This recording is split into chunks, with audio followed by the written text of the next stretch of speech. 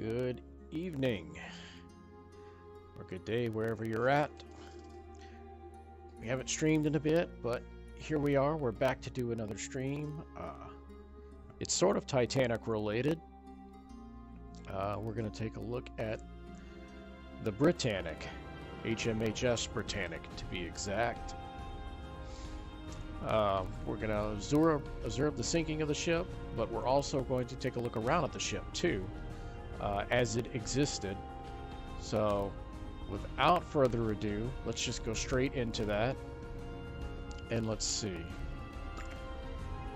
Now you can see you have two options. You can see how the ship was intended to be, which is the RMS Britannic, and how the ship actually was, which is the HMHS Britannic.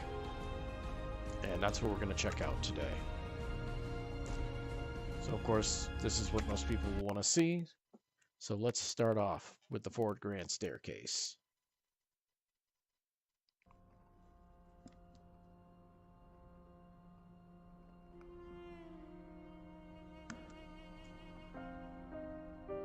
And right off the bat, you can see it's a bit more bare bones than Titanic. Got these little information boxes here. See if we can get that one to pop up. Yep.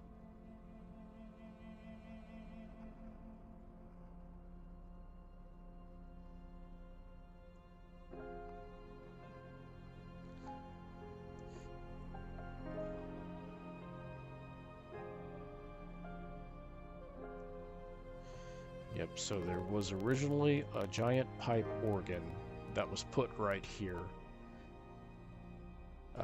when the ship was supposed to be the RMS Britannic. That was a feature that was not available on the Olympic and the Titanic.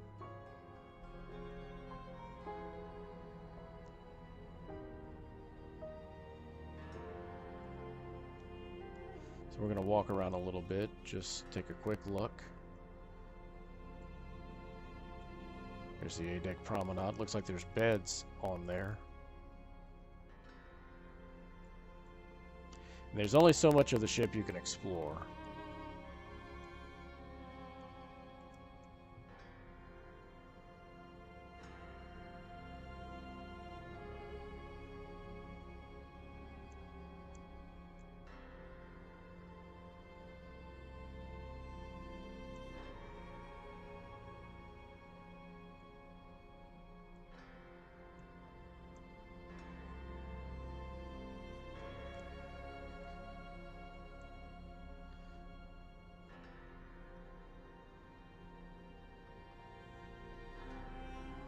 You're seeing Britannic was converted to a hospital ship, and that's because at the time Britannic launched, World War I was underway, and she was taken over, I guess for lack of a better word, by the British government to serve as a hospital ship during the war, and she was not the only one. Some of the Cunard ships were used for this purpose as well.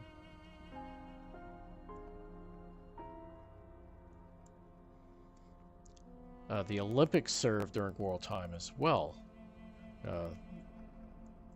and I believe it was the HMT Olympic. I think His Majesty's Transport or something like that.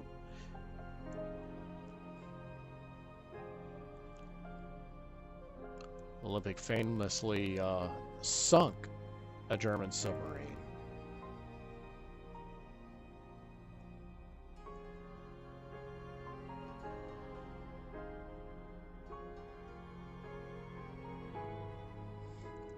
Yeah, so here's the lifts. So a lot of things you'll recognize, at least as far as the layout goes, it'll look a lot similar to the Titanic and Olympic. But yeah, as a hospital ship, she was obviously way more bare bones than what the Olympic and Titanic were.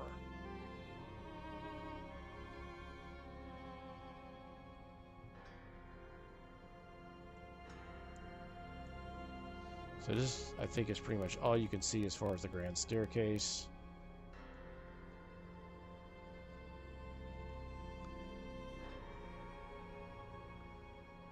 So let's go and check out another section of the ship.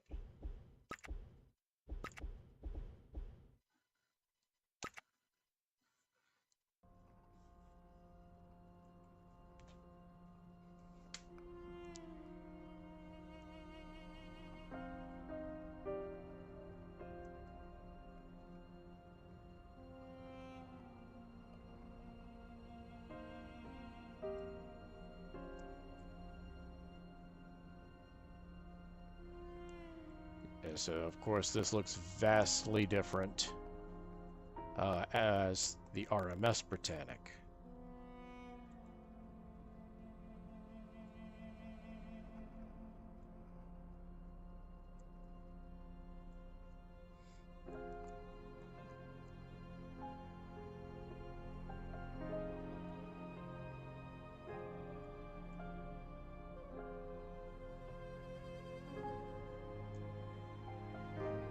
Here's what looks like a B-deck promenade.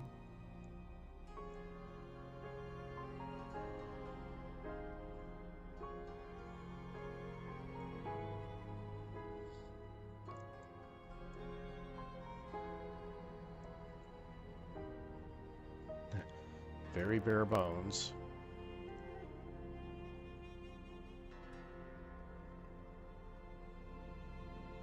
Go to the grand staircase. We were just there.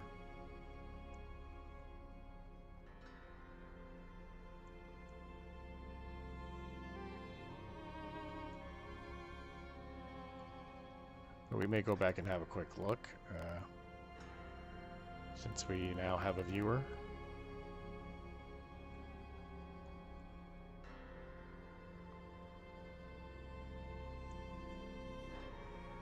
So yeah, let's do that. Let's go run back to the grand staircase real quick and take a quick look.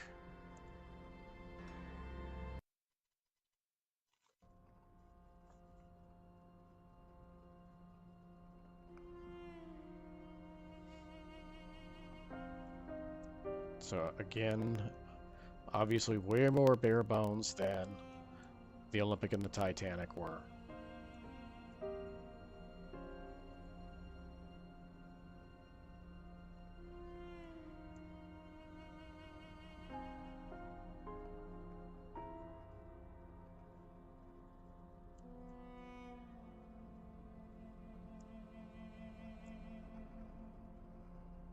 Here's where the big pipe organ would have been.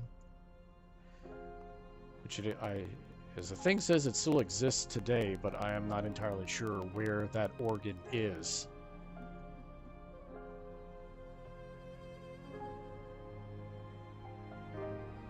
Yeah, so obviously it was not on board the ship when disaster happened.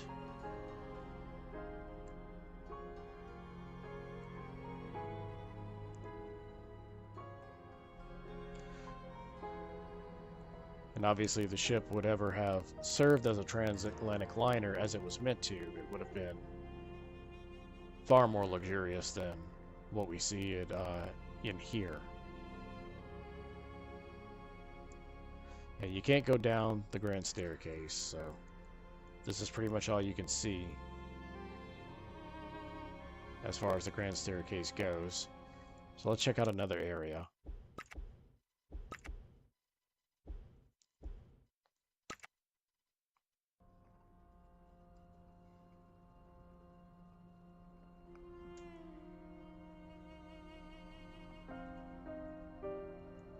So this one actually looks a bit nicer than the other room we got to see.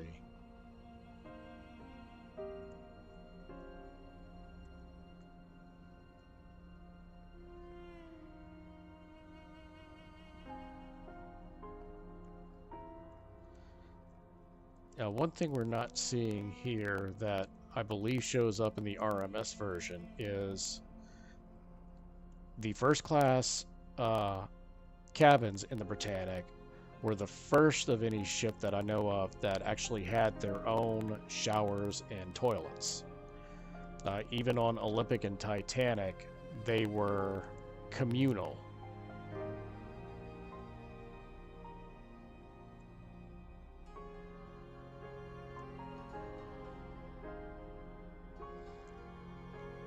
All right, moving right along.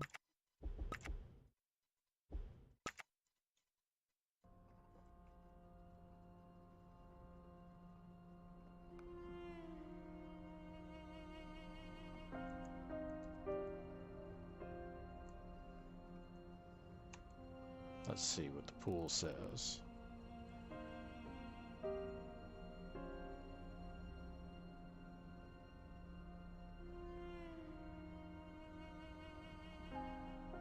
Interesting. Yeah, this does look a little bit different from the pool area on the Titanic. I don't know if I've ever seen pictures of the swimming pool on the Olympic, but I would imagine it would have much more closely resembled Titanic than it would the Britannic.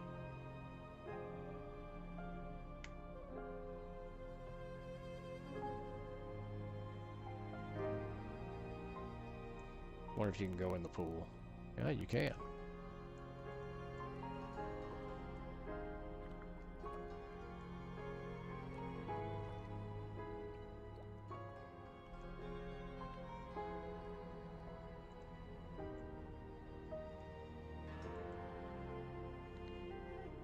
All right, moving on. We can look at the exterior later on. Since that's pretty much the only areas you can see in here, let's go and look at how the ship was intended to be. What's up, Matt? Let's look at the RMS Britannic. This is how the ship was intended to be, but sadly never was.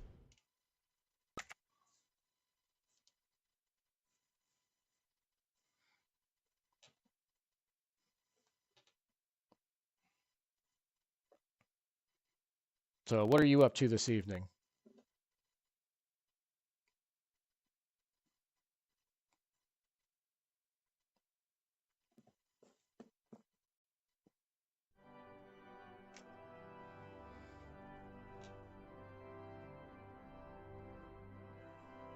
All right, here we are.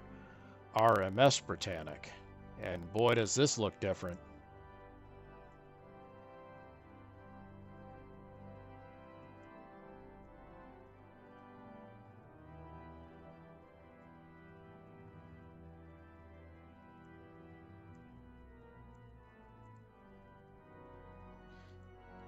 Yeah, I think all of us are trying to do that. And my power did glitch about 20 minutes or so before I went live. So if the stream suddenly kicks out, it could mean that I lost power. So here we are in the grand staircase. See the lifts and all the layout is the same as the Olympic and the Titanic.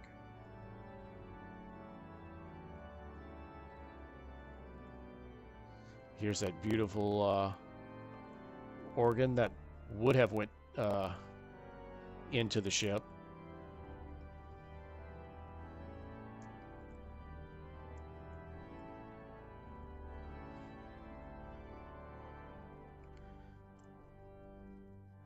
I don't know if we can go down to B deck. Yeah, it looks like we can. I don't think we can go through... Oh, we can go through these doors.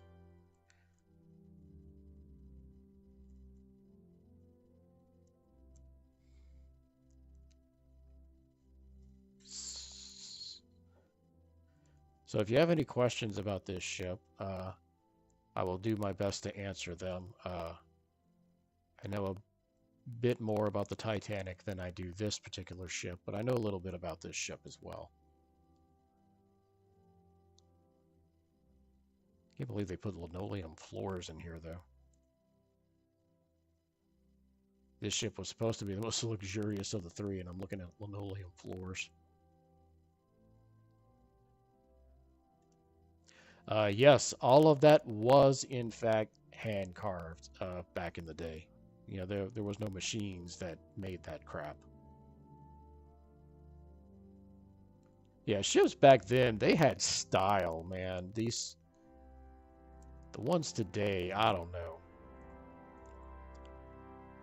I mean, in terms of amenities and safety features, obviously these old ships could never compare to what we have today, but when it comes to just aesthetics and appearance, these ships had class.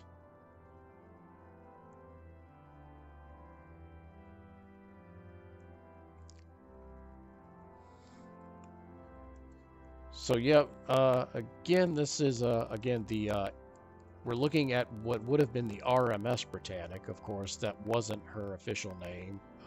It was the HMHS Britannic.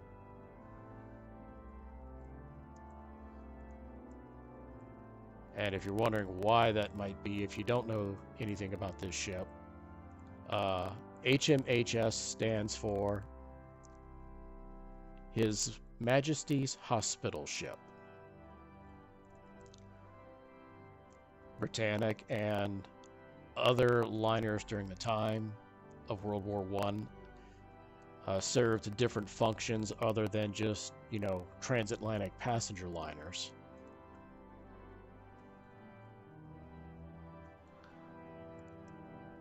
If I went on a cruise, I would much rather see a ship like this than a modern day one.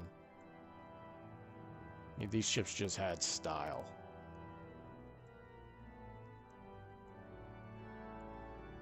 So see here, we can go down on B deck. On HMHS, we cannot.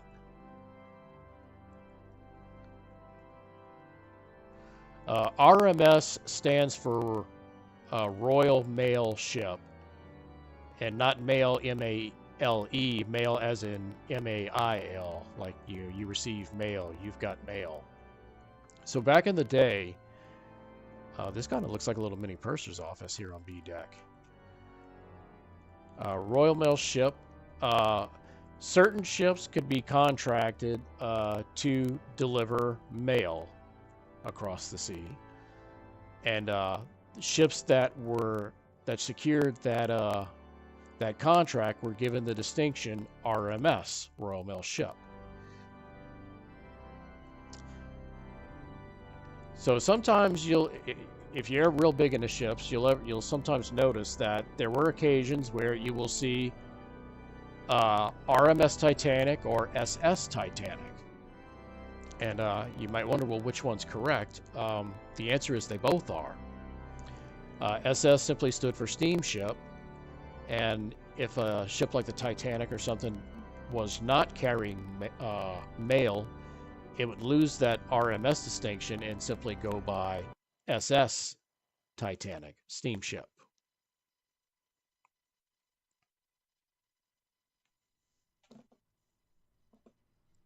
So here's the Regal Suite as it would have appeared.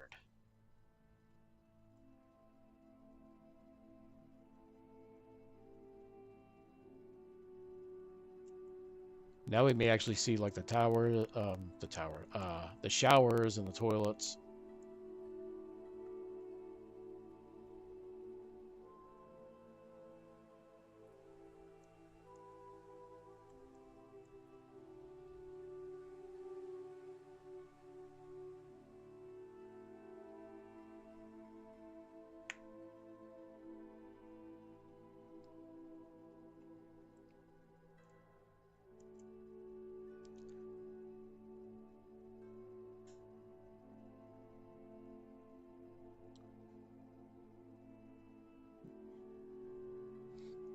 And yet Britannic was supposed to be the biggest, most luxurious of the 3 Olympic-class ships.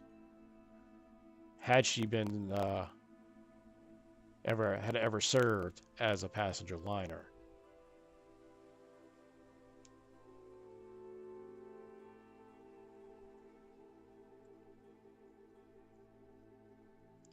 So again, here we go. This one had its own shower. It has a toilet. And like I said, to my knowledge, Britannic was the first ship that offered, in the first class cabins, their own toilet and shower. Again, on Olympic and Titanic, it was all communal, even for first class. Your own little promenade deck right here.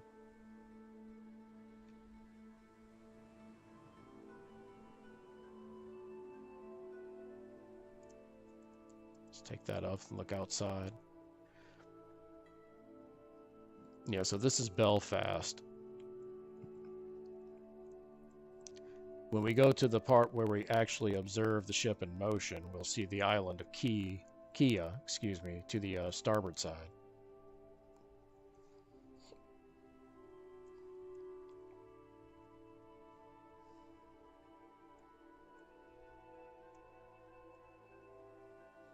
All right.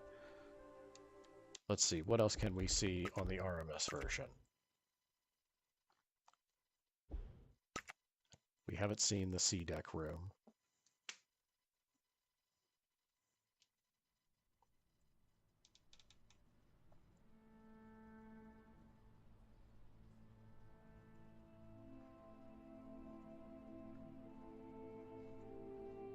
So the sea deck would have been slightly less luxurious, but still it would have been, as you can see, still commands one of the highest ticket prices on the ship.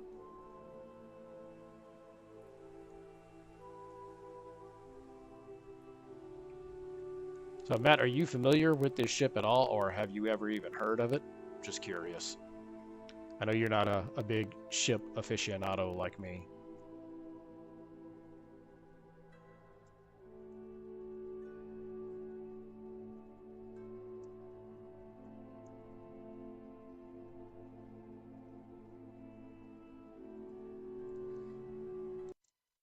All right, let's go and see. Let's go to the swimming bath. See what it looks, or what it would have looked like. What it was supposed to look like.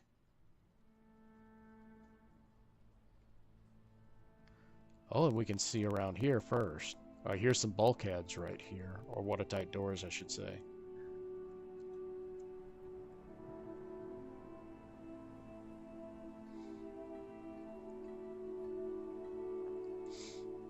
Right, so there were 3 ships in the Olympic class.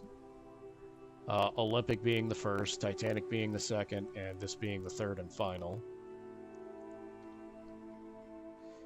Yeah, this would have looked way, way better than the swimming pool on the Titanic.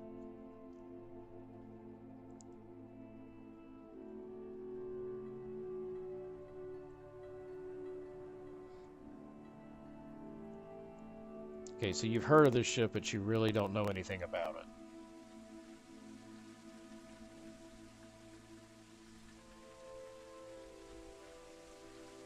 Ooh, into the blue. Yeah, I don't remember seeing this staircase right here in the HMHS version.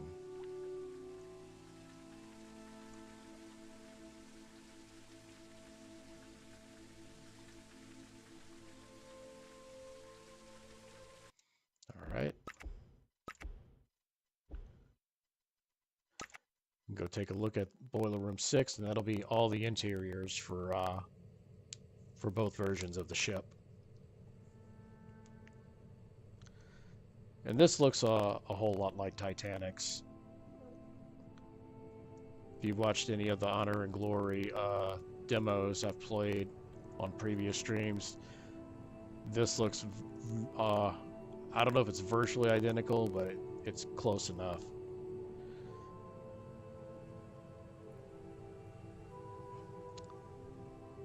I'm sure it does still have water in it. Yeah, so you can access Scotland Road in this game.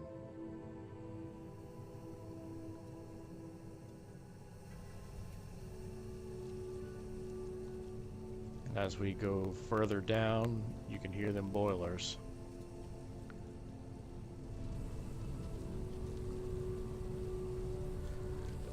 No, the swimming pool on the Titanic is still there as far as we know. I believe that it is not accessible though, because It was right by one of the watertight doors that was closed. If I'm wrong on that, I'm sure someone will correct me on it, but I think that's the case.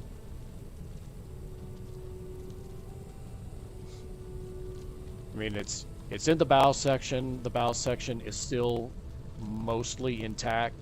At least that section of it is. So there's no reason to think that the swimming pool is not still there in some form or fashion.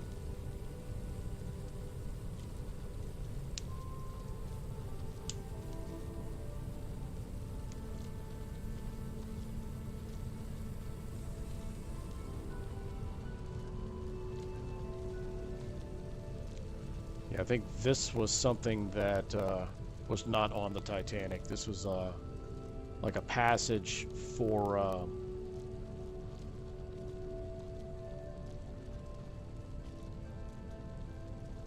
we're not going to be down here for very long.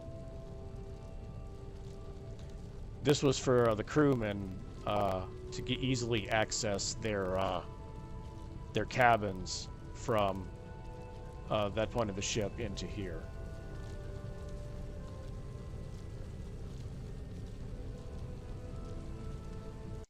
All right, so let's get out of this. Let's go take a look at the ship on the outside as it was intended to be.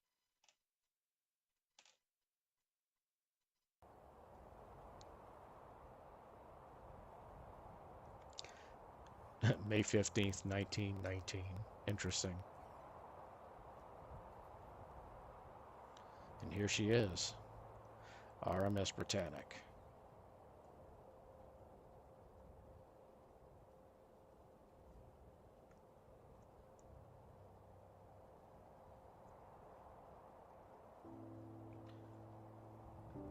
I definitely would not have worked down there.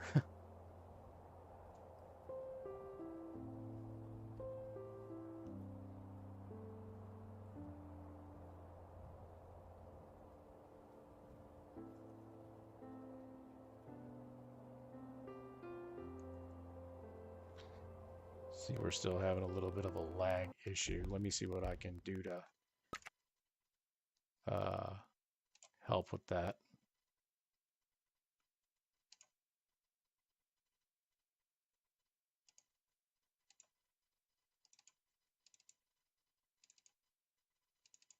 Let's see if that helps.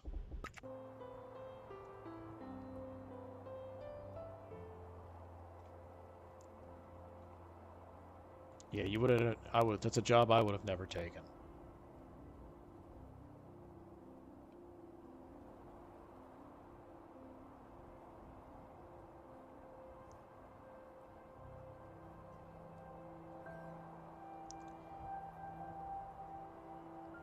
Yeah, so this was not on the Olympic and Titanic. This, I don't know what you call it, this upper deck here on top of the bridge. It was some sort of compass.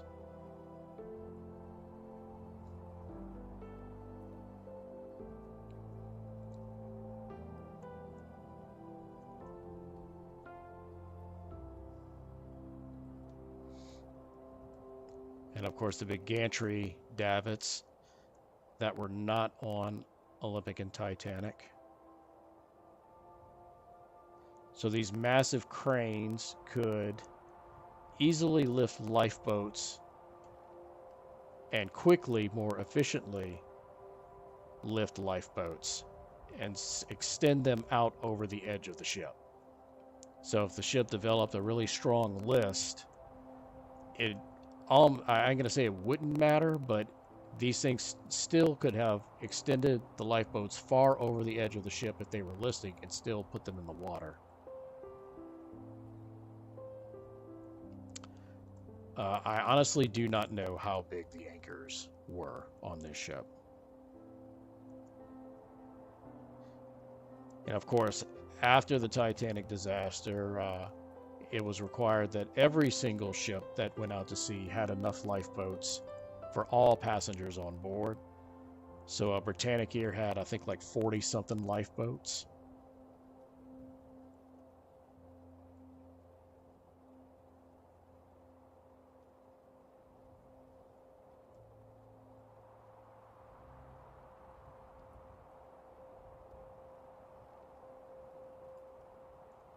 Now, it didn't actually have this many gantries on it. 1, 2, 3, 4. I think they ended up having 3. But we'll see in a minute when we switch to the HMHS version of the ship.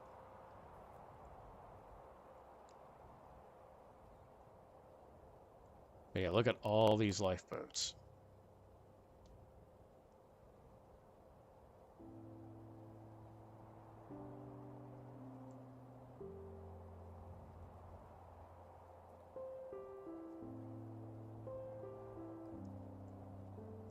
And another interesting fact about the Britannic, it did have the enclosed windows on the forward version of A deck, just like the Titanic did.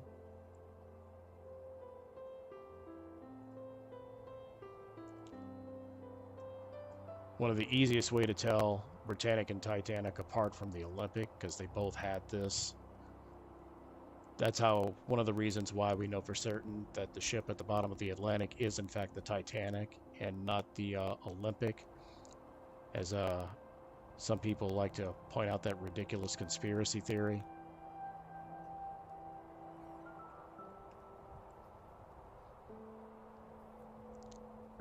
That's one of the expansion joints right here.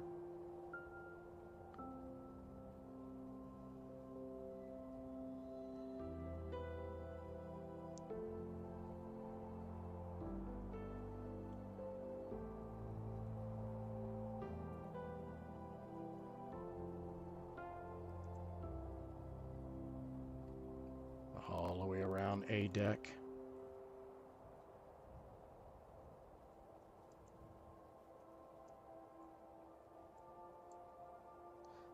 Let's not wait for the nighttime. Let's just go ahead and switch to it real quick so we can see what it would have looked like at night.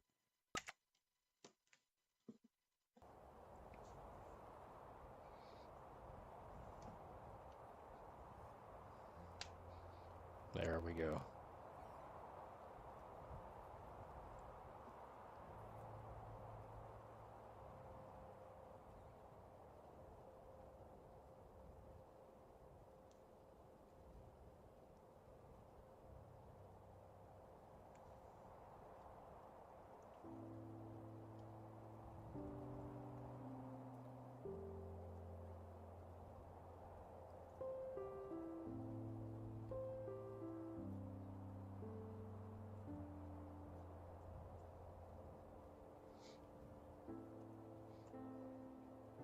So I turned down the settings, some of the graphic settings a bit. I think the water still looks a little choppy.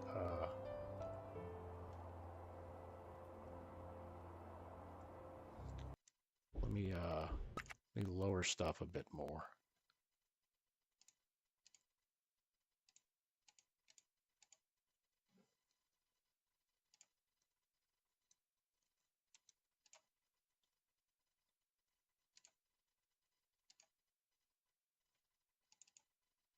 Oh, no, we don't want that.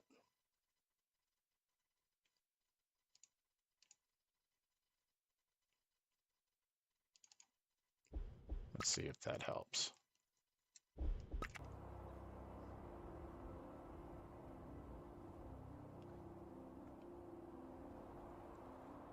Yeah, I'm not sure how I'm feeling about that.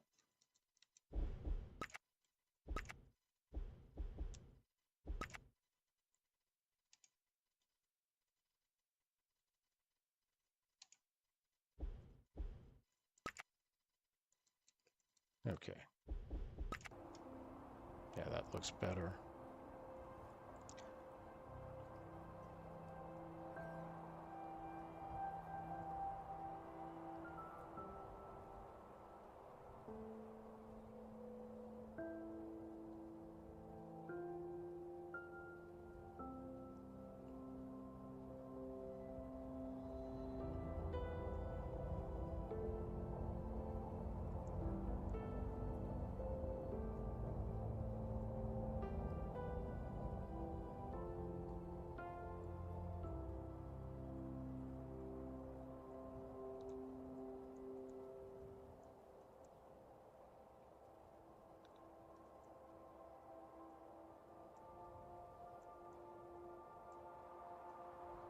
Yep, and there she is.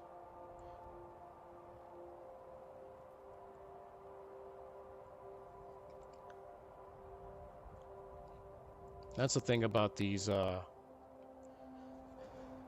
these ships being sister ships. I mean, they were sister ships, but they were all not 100% identical. And again, that's how we know that the ship out there in the Atlantic is the Titanic and not the Olympic, as that ridiculous conspiracy theory claims.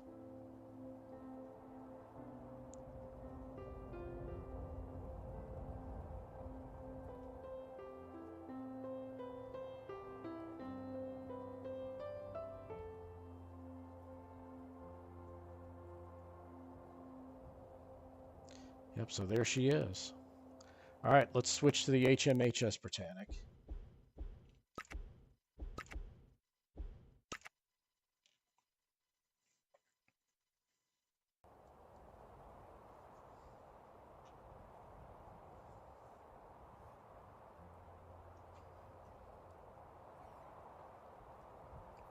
And here she is as she actually was.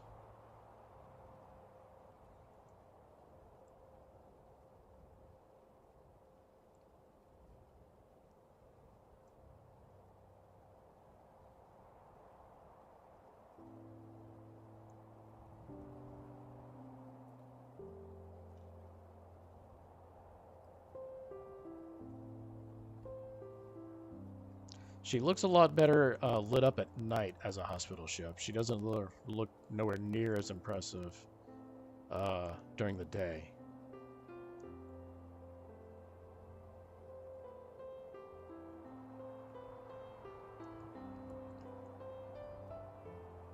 And so now we can see there are less gantries. So as an RMS, she had 4 on the starboard side, but now we only see that there are 3. The one that was on the stern is not there.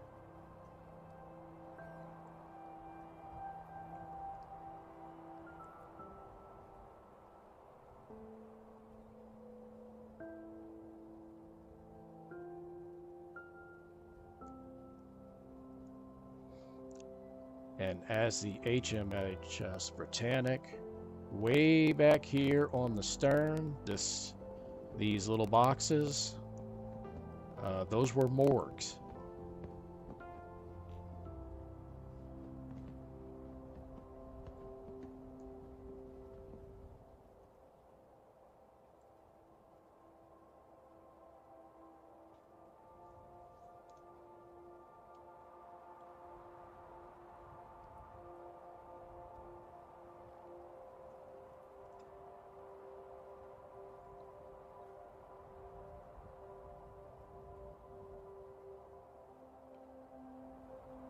And they're showing here what the lifeboats would have looked like getting ready to launch. Because it did still have some old, this is correct, they did still have like the old school davits like Titanic and Olympic had.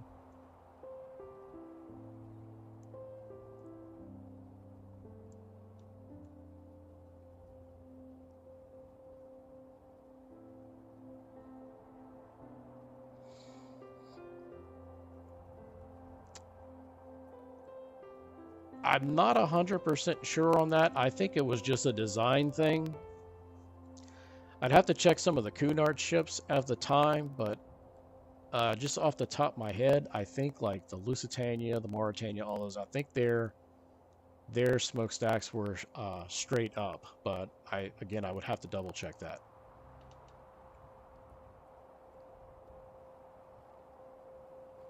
So let's take a quick look at the how she would have looked as a hospital ship at night, and then we will proceed on to the main event. Before we do that, fun little fact about this hatch cover here. Olympic and Titanic both had those as well. When the Titanic, when the bow hit the floor, the sea floor, the collision was so intense that it blew this hatch door off of the ship. And I forget how many yards away from the ship it's landed, or even if they found it, I'm not sure. All right, let's switch to nighttime real quick.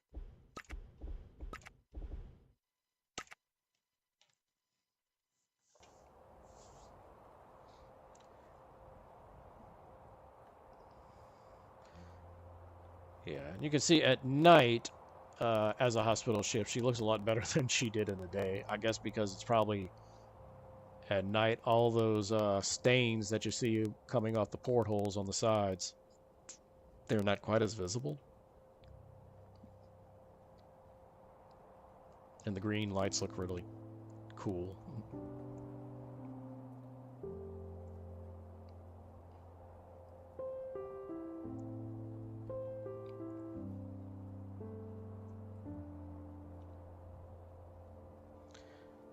Yeah, that would have been the main hatch that they would have stored giant cargo in the cargo hold. I know, like for example, the Titanic had a car in it, and that's where it would have been put.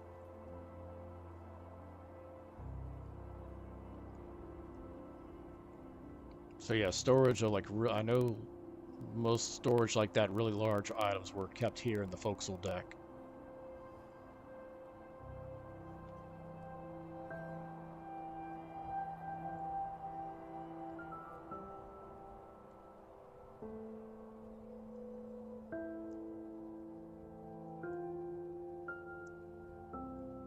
So yeah, even as a hospital ship, she looks all right, but she would have looked so much better, in my opinion, with her traditional White Star paint scheme.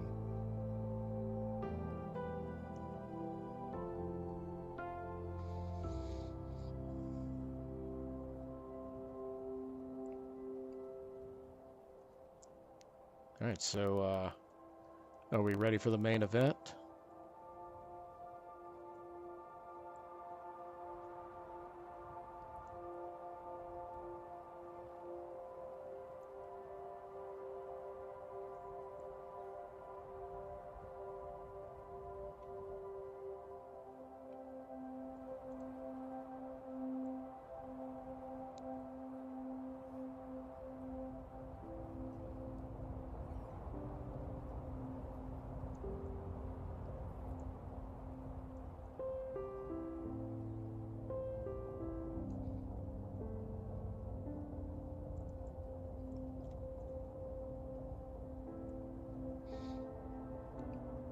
All right, so if you don't know what became of this ship, time to find out.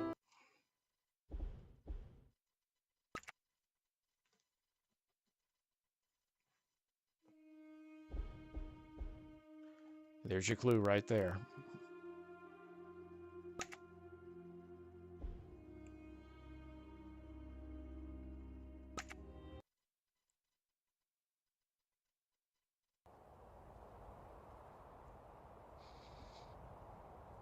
So November 21st, 1916. This was less than a year after the ship went into service. All right, so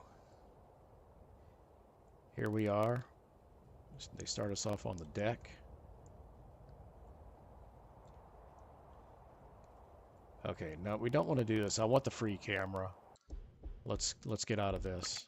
I want the free roam camera.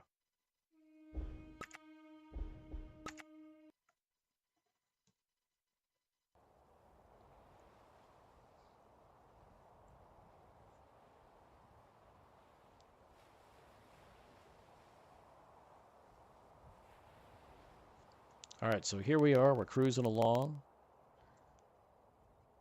There's the Isle of Kia right there to starboard.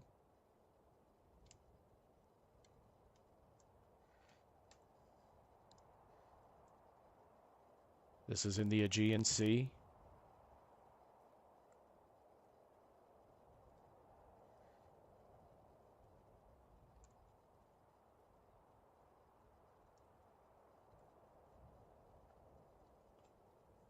Let's see what happens.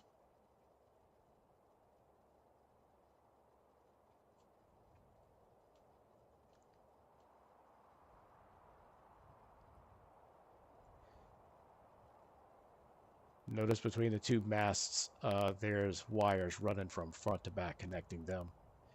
And then another one going down into the ship, like right behind the bridge.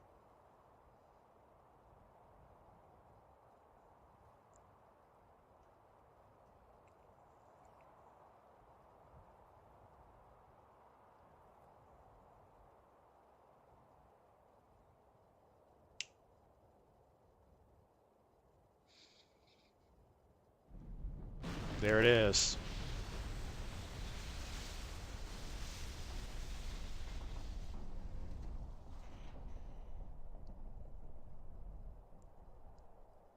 So the ship just struck a mine. It was placed by a German U-boat. We don't know exactly at what point.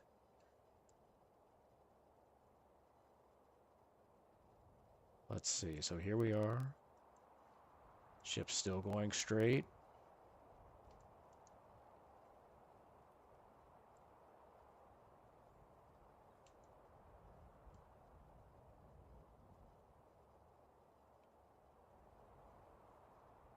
See how long it takes for a list to develop. By the way, the anniversary of the sinking of this ship was last month, 106 years ago. So, kind of barely starting to see it.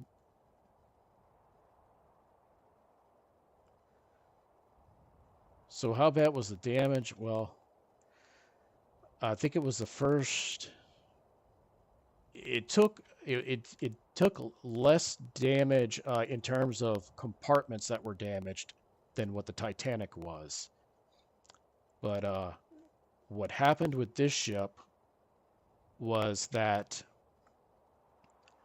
this collision with a mine actually rendered 2 of the watertight doors inoperable.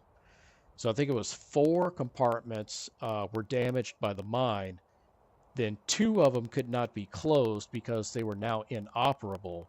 So you've got 6 compartments that are taking on water right now, which is the equivalent of what the Titanic was taking on.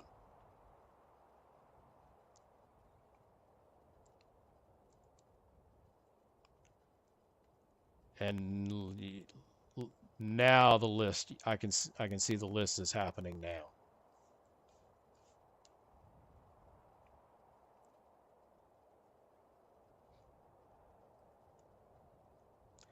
And another thing to point out, I mentioned we had these wires on top of each mast that were running from end to end or from mast to mast. The explosion knocks those wires down. So what that means for the ship is that's how the Marconi system works. It's those wires. That's how the ships can send and receive messages. So with this wires down, they could still... Yeah, they know something's bad. So with those wires down, they can send messages out, but they cannot receive them. So, of course, they're obviously sending SOSs, but they don't know if anyone's responding. And people are, but they can't hear them. And look at this. This is, look how bad it's already listing. So I think these are the E deck, A, B, C, D. Right here, if you look at the portholes, you can see these portholes are already starting to submerge. And we're getting a list over to the starboard side.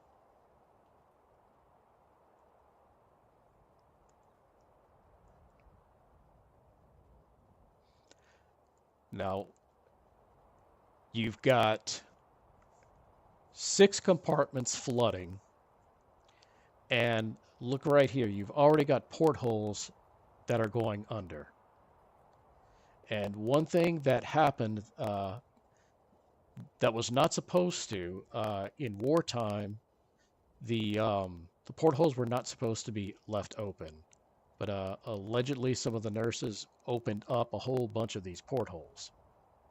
So on top of the 6 compartments flooding, you've now got these portholes going under. That's taking in even more water to the ship. The ship is still in motion as well. So so it's essentially pushing even more water into the ship as it's moving. See, the ship has not stopped at this point. See, what the captain wanted to do was try and beach the ship over there on the island of Kia to prevent it from sinking.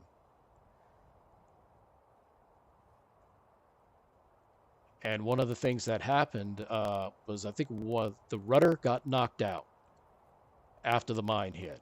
And look over here, we can already see the port side propeller starting to come out the water.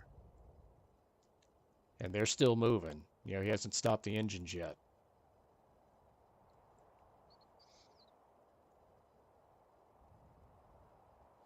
But he wanted to try and beach the ship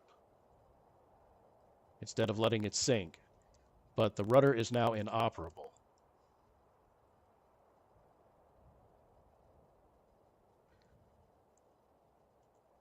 So what he's trying to do is keep the port side propeller going in an attempt to steer the ship towards the island and beach it.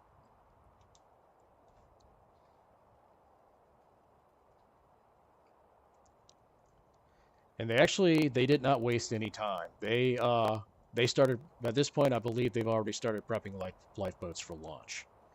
On the Titanic, the first lifeboat didn't lower until an hour after the collision with the iceberg.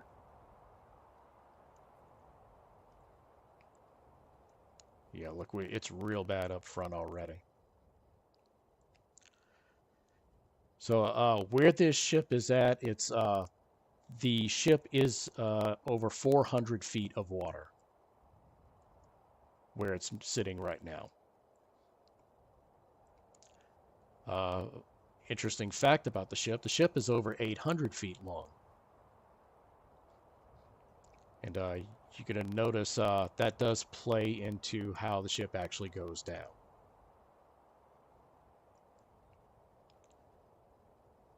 Now over here on the port side, see, they're already swinging lifeboats out.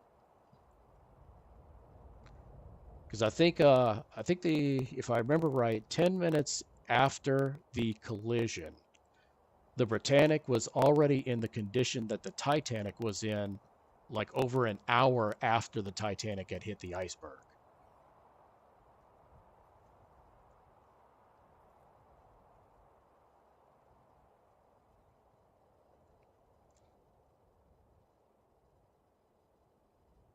Yeah, so look how far down the bow is already. We've got a harder list now.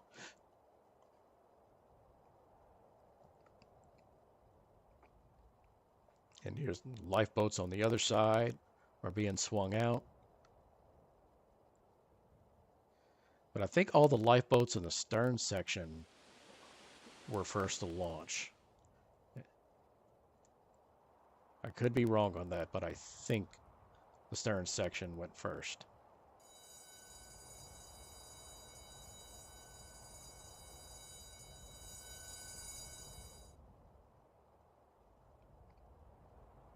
Okay, yep, that's correct. Look at this, and here on the port side, stern. This lifeboat's being lowered. Now, something to point out is that the captain did not give orders yet to launch the lifeboats. He gave orders to prep the lifeboats. He did not say launch the lifeboats, because he's still trying to beach the ship at this point. And look how close this lifeboat gets to that propeller.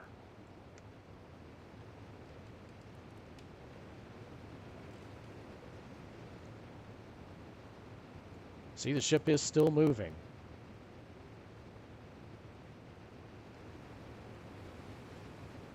Look at that. This lifeboat full of people, by the way, is feet from that propeller. But it does get away.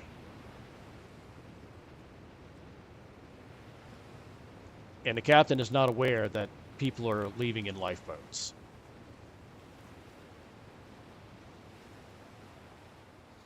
And mind you, the ship is only 4 miles from Kia.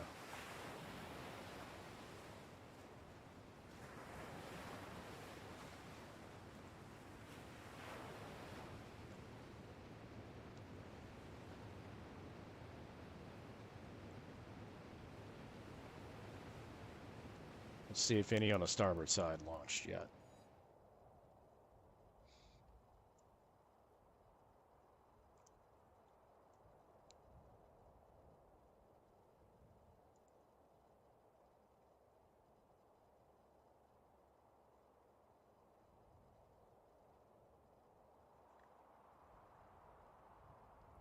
So look how close the well deck is to already going under.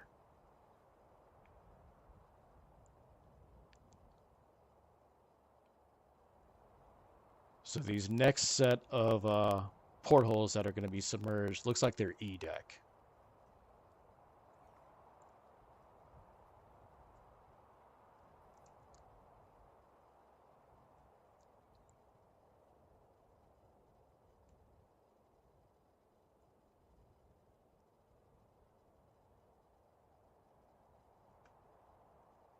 Okay, so it looks like only the first one is launched still so far.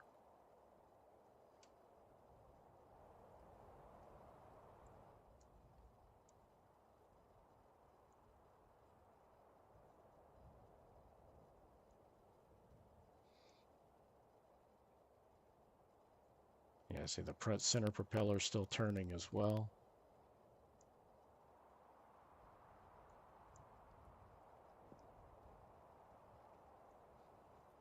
Yeah, so they've got all these lifeboats swung out, and look, here's this gantry.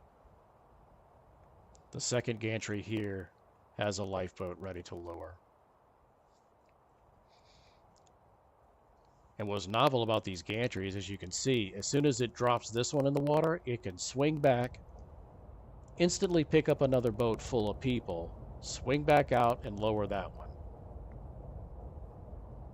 And so such a novel idea. I don't know why this Britannic is the only ship I've ever seen these on. Because, I mean, it extends out pretty far from the side of the ship, even though we're not seeing it yet. So where even if a ship is listing, you could still launch lifeboats. Look at that. This boat's going up onto it right now. Then the gantry's going to swing out and lower the boat. Let's see if any boats are being lowered here again. No.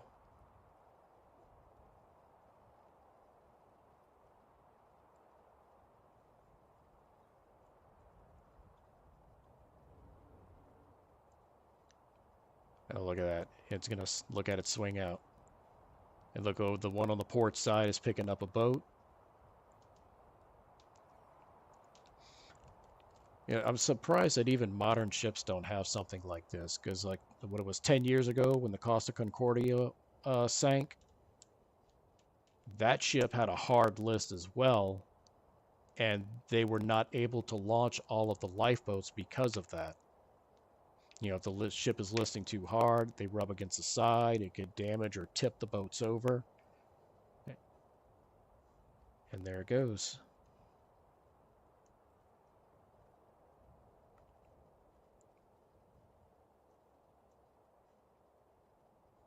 There's the other one swinging out.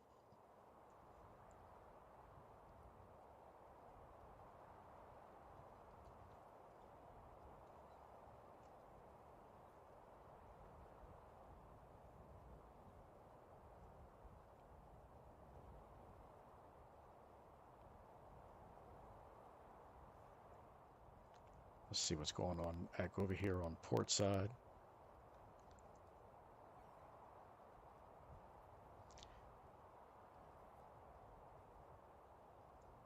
So yeah, so only one lifeboat is away.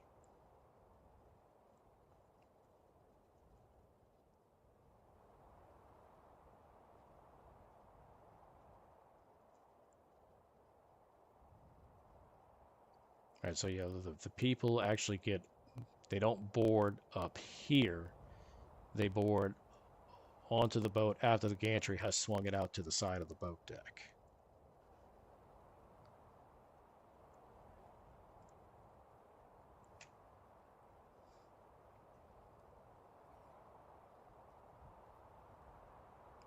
Let's go look at the bow and see what's going on.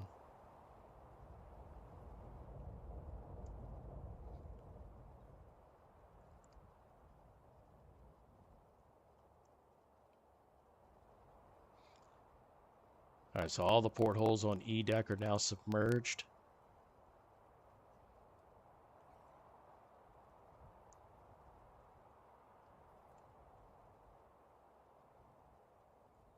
Oh yeah, we got a hard list now. All right, here we go. Here's another lifeboat coming down. As you can see, the ship is still moving.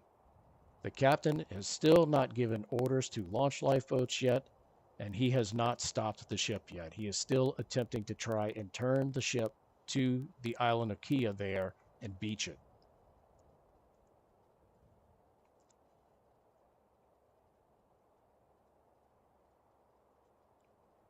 So this lifeboat is away.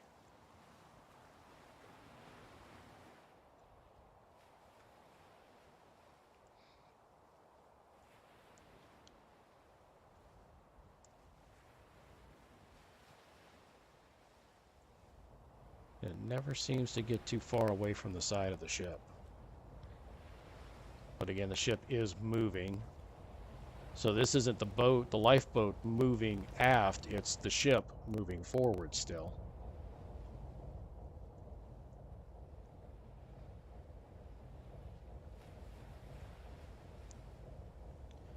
It's not a perfect animation. I mean, obviously there wasn't that much seawater in the lifeboat, but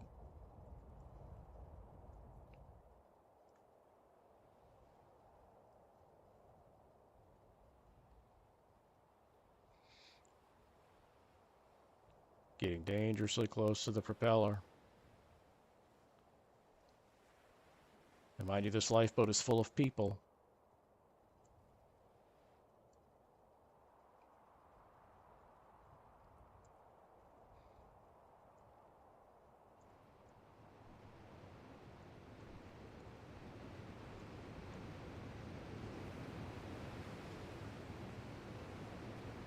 This is not going to go well. And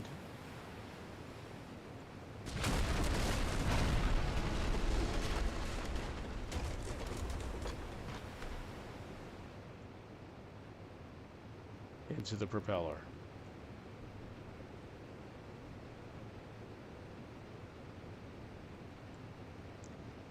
And yes, that actually did happen. And people died in that lifeboat as a result of it colliding with that propeller.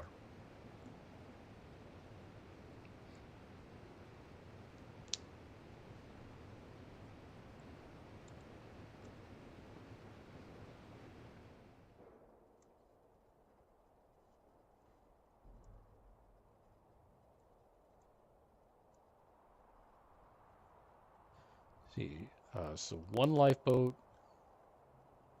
looks like one was launched on another back here in the stern section on the starboard side.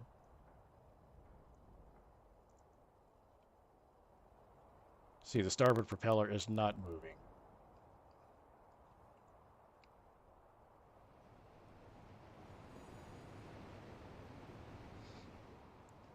And another one is lowering away. Ship is still moving.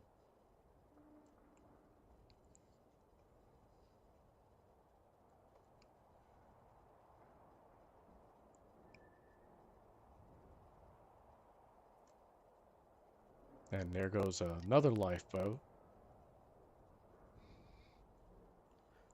Now, I don't know at what point the captain was informed that lifeboats were being launched without his knowledge. I don't know if it was after that lifeboat got crushed by the propeller. But at some point, he is finally notified of what's going on.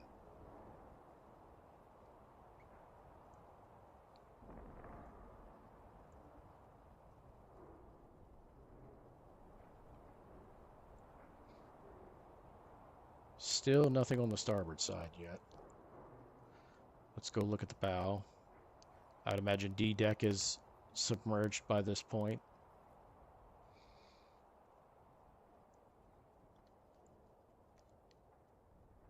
Nope, just about though. These are the D deck portholes.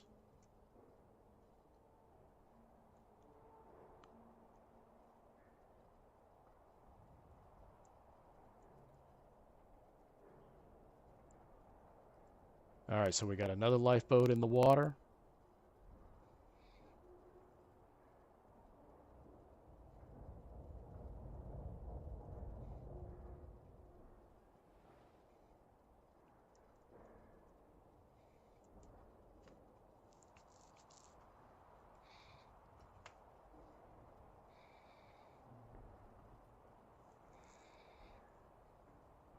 And another one.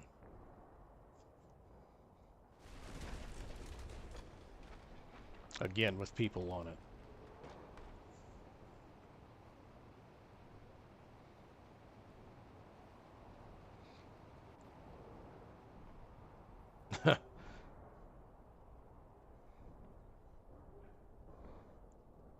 Well, it's a fascinating topic.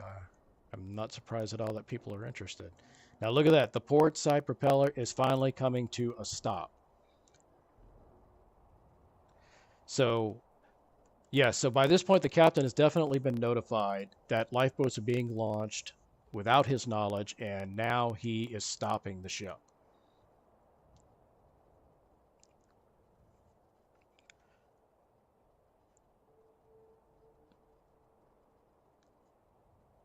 We had 10 earlier. Stream like this, people are going to pop in and out. Now look at this. It's going right into the propeller, but they make it because the propeller's finally stopped. So the ship is no longer moving.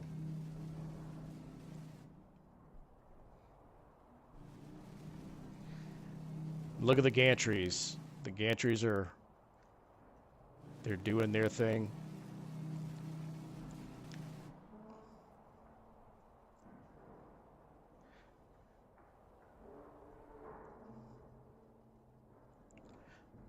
Well, he had no choice but to stop the ship because, again, lifeboats are being launched first without his knowledge and therefore without his permission.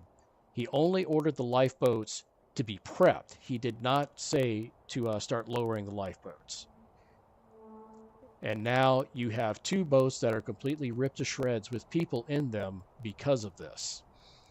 And this would actually be where the majority of the deaths that happened in this event came from, is from those lifeboats getting crushed by the propeller.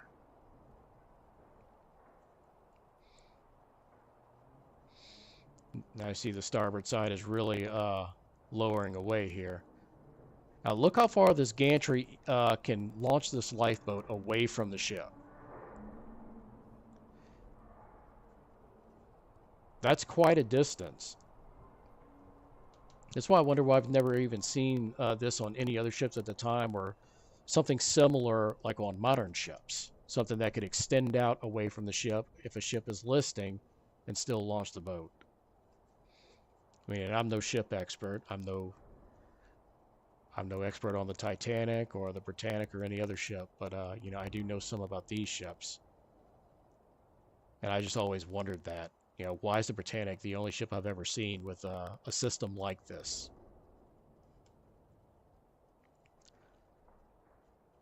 All right, so lifeboats are in... Evacuation is in full effect here.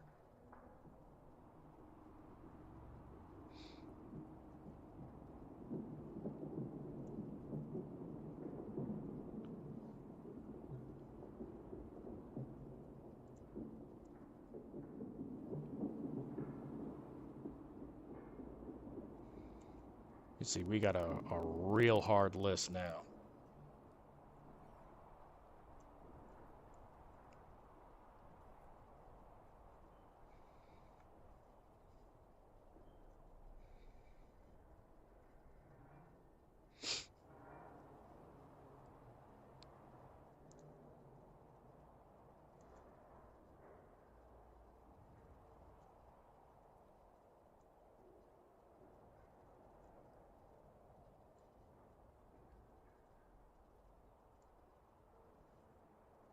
Now the C deck portholes are going underwater.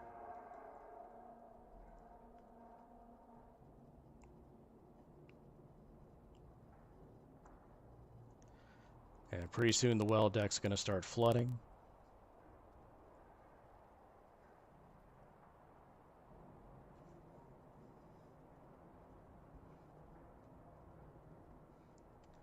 So we're roughly halfway through the sinking, maybe a little more, but I would say about halfway.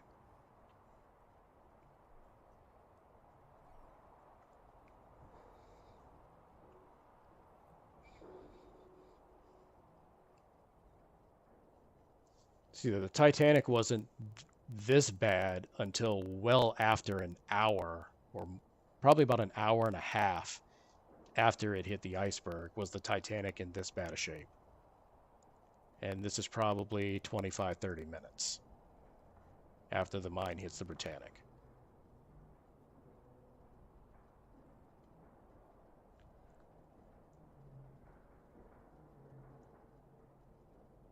Yeah, look at those gantries swinging out.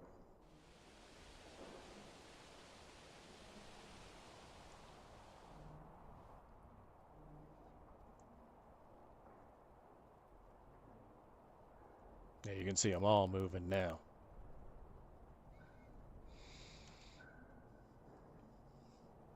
I don't know this to be true, but I personally believe that if the Titanic had a system like this, with this amount of lifeboats, the survivor or the fatality count would have been way, way lower than what it was.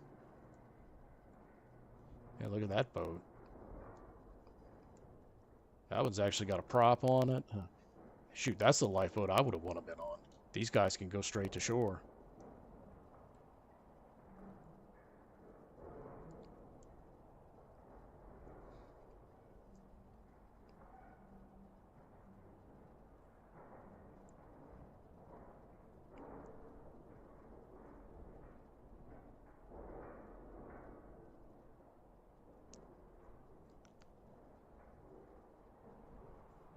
Yeah, so this is way, way more efficient.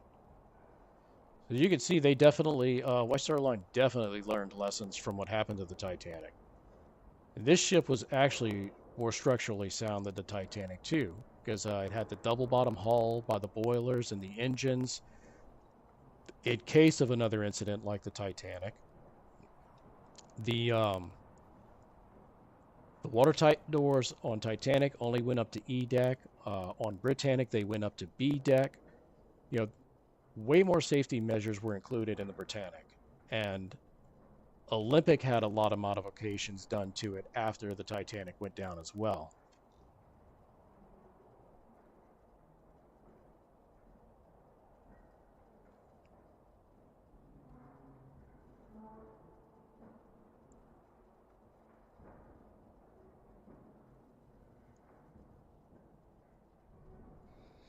So yeah, the bow it's looking worse for wear here.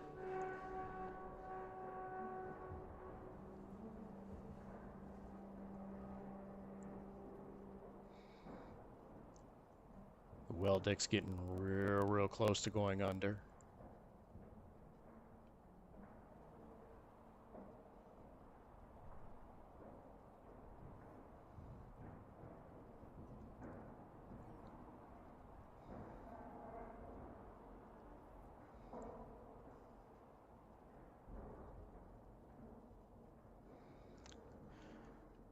Let's see, all three of these boats only lasted a year, if that, in service. No. So, this one lasted barely a year. As you know, the Titanic sunk on its maiden voyage. The Olympic, the first ship, was the only one that ever had a long, successful career as a passenger liner. The Olympic, I believe, had a 30-year career at sea and was obviously by far the most successful of the three. Now, that's not to say the Olympic didn't have its own mistrials or trials and tribulations as well, because it certainly did. But The end of the Olympic came in the 1930s when she was just so obsolete and so outdated, as what happens with, all ships. She was eventually scrapped when the time came.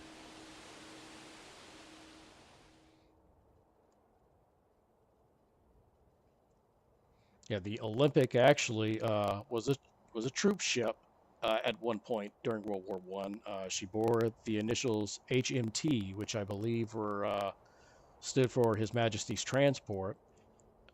The Olympic was actually fitted with some with some guns on its deck as well, and the Olympic even sunk a German submarine.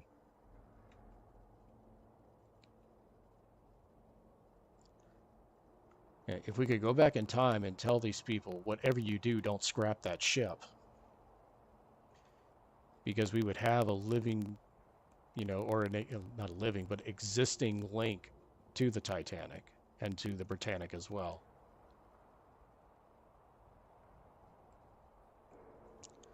And well deck's just about ready to go under. Yep, the Olympic received a whole bunch of modifications to it after the Titanic went down to make it safer. There are two instances where the Olympic collided with other ships that I know of. I don't know the exact circumstances of either collision, but I know that and actually a Navy ship for Britain, the HMS Hawk, ran into the side of the Olympic, and it happened over here aft of the starboard side, and it tore a gigantic hole in the ship. And you can go and find pictures of it online. The pictures exist. And it almost looked like a giant triangle somewhere over here aft of starboard. But neither ship sunk, obviously. The Hawk, the bow was crushed, but it was still able to be saved. The Olympic, it was not enough damage to where the ship could not stay afloat. It most certainly did. It went back to its home port and got repairs.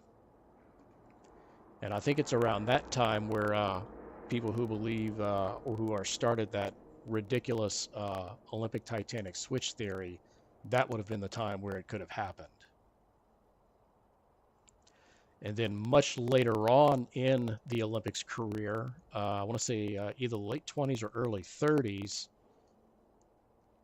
there was a thick fog as it was coming into New York, and there was like this lighthouse boat. I think it was called the Nantucket, if I remember correctly. I could be wrong on that. But the Olympic never saw it, and it came out of the fog nowhere. Olympic rammed it and split it right down the middle. And as far as I know, everyone who was on that little ship died when that happened. So yeah, the Olympic was not without its own issues. But it did survive and have a great career. 30 years at sea.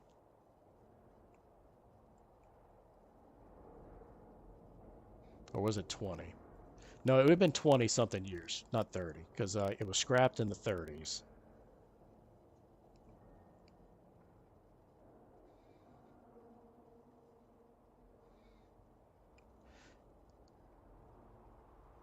Now, you notice one thing about the ship going on right now with it. It's not sinking quite as fast as it was. And the reason for that is because once the ship stopped, you don't have that forward motion of the ship where the holes are in it pushing water into it. I mean, the water's still getting in, but nowhere near as fast of a rate. But look what we've got going on over here. The captain started the engine back up. Look at the propellers turning again.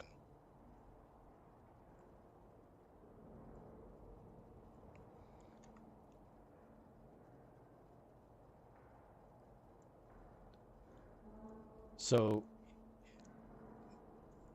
we got quite a few lifeboats away, and at this point, he's ordered, once again, stop launching lifeboats, and he is again going to attempt to beach the ship. And look, here we go, it's moving. Now, I don't think at this point, I don't believe any more lifeboats get hit by the propellers. So I think this one we're seeing over here on the port side is going to be okay.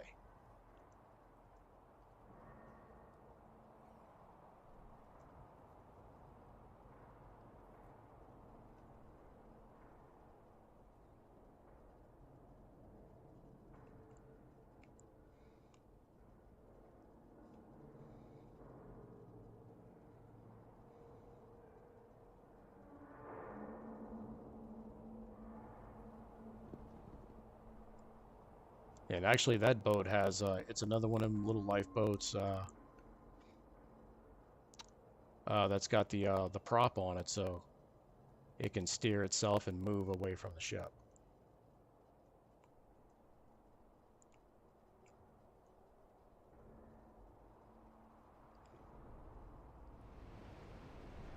You know, I have to confess I'm not entirely sure why they spin opposite of each other. I would have to do some research on that. So I'm sorry I can't answer that one.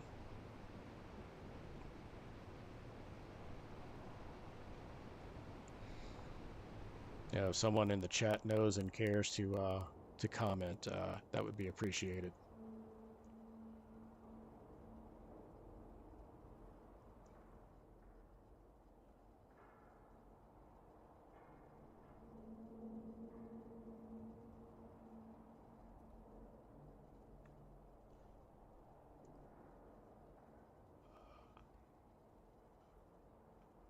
All right, now see, we've got a much larger problem here. The well deck is starting to flood. So what happened was the captain realized that the sinking was slowing down. It wasn't sinking as rapidly as it was in the beginning. So that's why he decides to start the ship back up and try to beach it. The problem with that is, once he starts back up again, you are once again increasing the amount of water flow into the ship where the holes are. So now the well deck is flooding.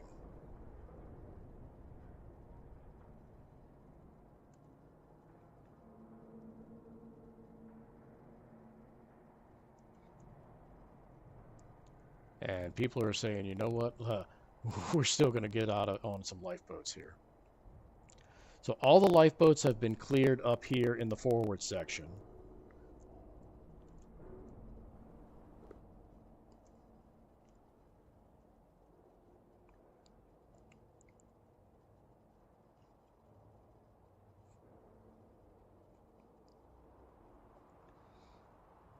And you can see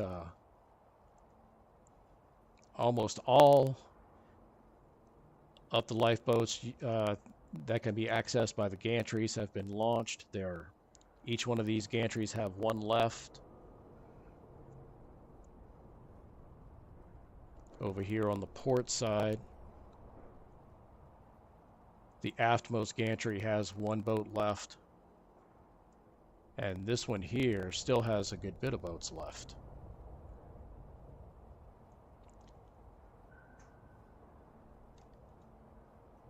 Yeah, so he's still got the ship moving, and you can see it's moving to starboard. It really is, but now it looks like he's turning further away from Kia.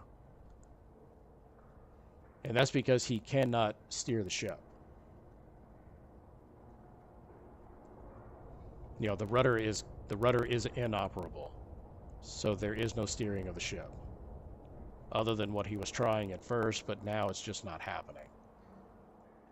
And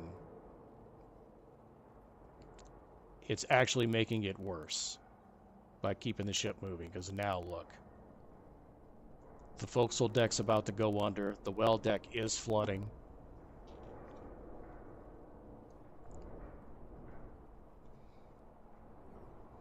In a minute, that whole railing on the forecastle deck's going to be completely submerged.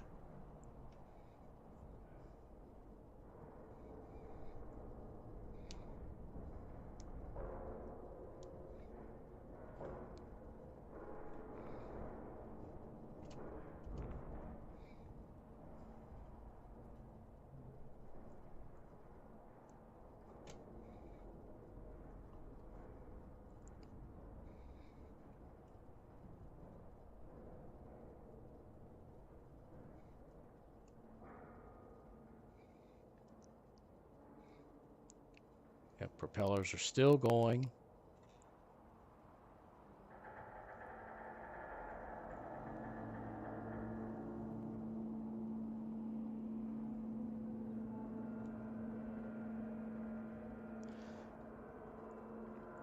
Fun fact about this ship, well, nothing's really fun about this, but there is a woman on this ship by the name of Violet Jessup, and she was a nurse. And she has an interesting point in history because she was on board all Olympic-class ships at one point. She was on the Olympic when the Hawk collided with the Olympic. She was on the Titanic's maiden voyage when it went down, and she's, of course, survived. And she is on the Britannic during this voyage. I mean, talk about luck. I don't know how one person has that much of it.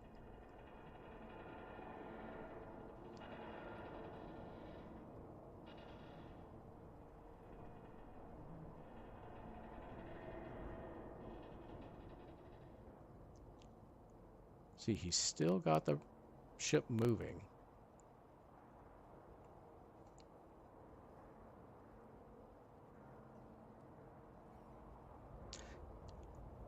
Yes, she survived this ship as well, the sinking of this ship.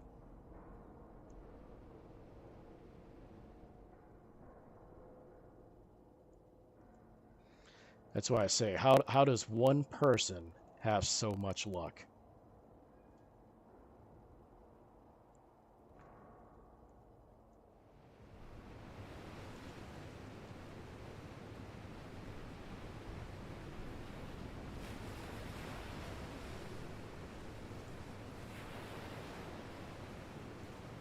Almost looks like the ship is still... It almost looks like it's turning in place at this point.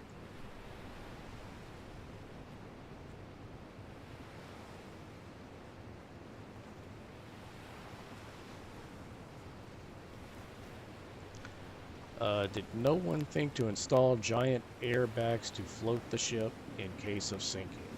Clearly not.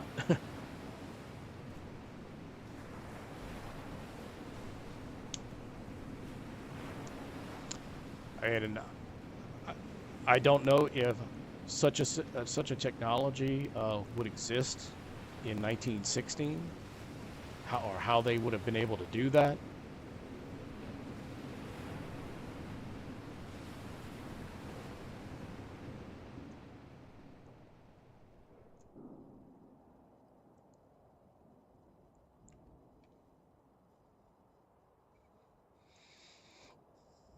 And another fact about the Britannic, I believe that the Britannic is the largest shipwreck in the world. The largest known shipwreck in the world.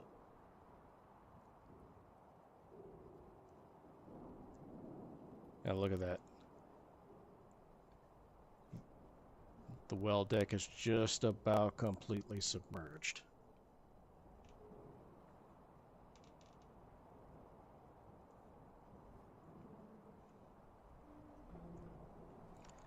And at the very corner of the forecastle deck here is about to go under.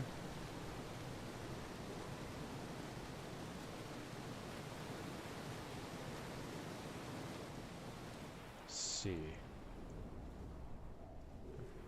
The B deck promenade is not underwater yet, although it's It's getting there.